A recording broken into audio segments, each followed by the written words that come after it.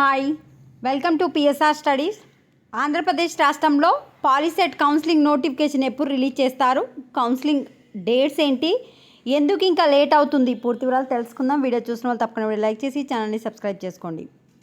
POLYCET కౌన్సిలింగ్లో జాప్యం, 1,39,000 మంది విద్యార్థుల ఎదురుచూపులు. పాలిటెక్నిక్ కళాశాలలో ప్రవేశాల కోసం నిర్వహించే కౌన్సిలింగ్లో జాప్యం జరుగుతుంది.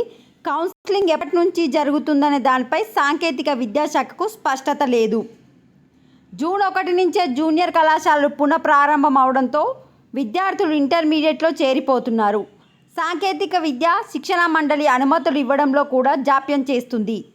రాష్ట్ర వ్యాప్తంగా 70 ప్రైవేట్ కళాశాలలకు సంబంధించిన అనుమతులపై బోర్డు నిర్ణయం తీసుకోవాల్సి ఉంది. రాష్ట్ర వ్యాప్తంగా 87 ప్రభుత్వ కళాశాలలు ఉండగా 187 ప్రైవేట్ కళాశాలలు ఉన్నాయి.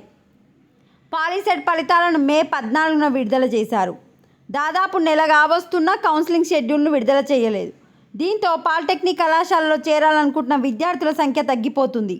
సాంకేతిక విద్యాశాఖలో బోర్డుకు ఇతర శాఖలకు మధ్య సమన్వయం కొరవడిందనే విమర్శలు వ్యక్తమవుతున్నాయి. చూడండి, ఎందుకు లేట్ అవుతుందంటే కాలేజీలకు అనుమతి అనేది ఇంకా రాలేదు. మొత్తం 180 ప్రైవేట్ కళాశాలలు ఉంటే 70 కళాశాలలకు సంబంధించినవి ఇంకా మీ కాలేజు సీట్లు పెంచాలా ఉంచాలా, కాలేజీలో అన్ని వసతులు ఉన్నాయా అవన్నీ చెక్ చేయడానికి టైం పడుతుంది. ఇప్పుడు ఇట్లా లేట్ అయ్యే కొద్దీ చాలామంది స్టూడెంట్స్ ఏంటంటే ఇంటర్లో జాయిన్ అయిపోతున్నారు.